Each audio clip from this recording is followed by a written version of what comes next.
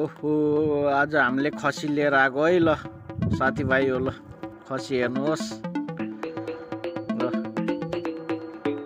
कस्तो छ ठीक छ नि अलिकति पातलो भयो यार ल हेरिरहेको छ ल ल तान तान केटा तान तान ल ठीक छ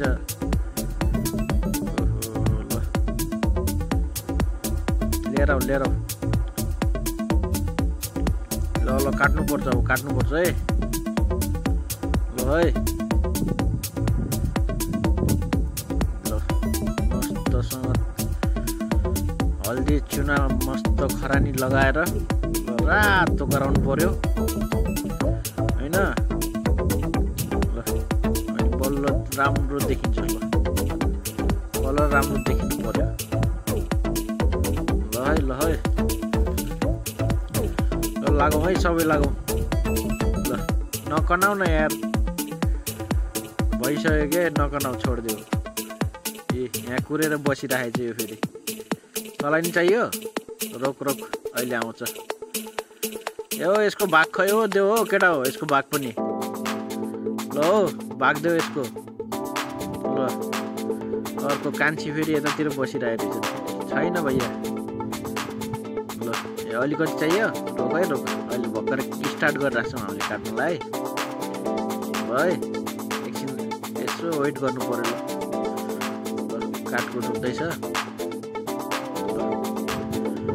मस्तसँग काटो है केटा हो साफ सफाई पनि गर्नु पर्यो भुडी आन्द्राहरू खुकुरी चाहिँ बिडै नभएको खुकुरी छ खुट्टा पनि बोल्न लागेछन् साथीहरू काटकुट भइसक्यो अब हाम्रो सरले काट्दै हुनुहुन्छ राम्रोसँग ल यो चाहिँ आज बनाउनु पर्छ है प्याज कटिङ छ रेडी छ एकदम कटिङ गरेर खुट्टाहरू पनि रेडी छ पेस्ट हाम्रो घरको पेस्ट मसलाहरू टमाटर लसुनहरू ल आजको लागि भाग छुट्टाम अरू चाहिँ प्याकिङ गरेर राख्नुपर्छ है ल भाँडाहरू पनि रेडी भइसकेको छ ल प्याज हालौँ मस्तो फ्राई गरेर ल फ्राई हुँदैछ अब एकातिर भुडी आन्द्राहरू बोइल हुँदैछ एक छुटेर कटिङ भइरहेको छ एकदम ल ठिक छ सबै ठिक छ कटिङ एकदम राम्रो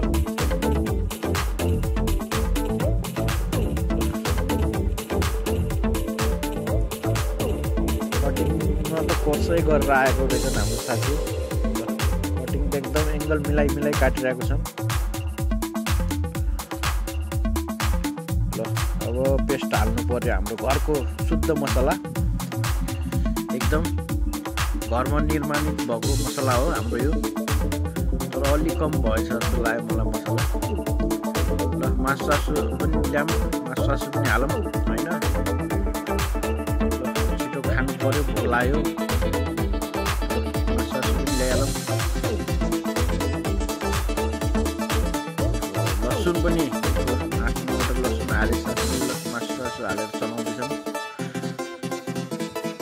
अब टाइम लाग्दैन धेरै सबै रेडी हुनु अब धेरैमा धेरै 1 मिनट पछि सबै रेडी हुनेवाला छ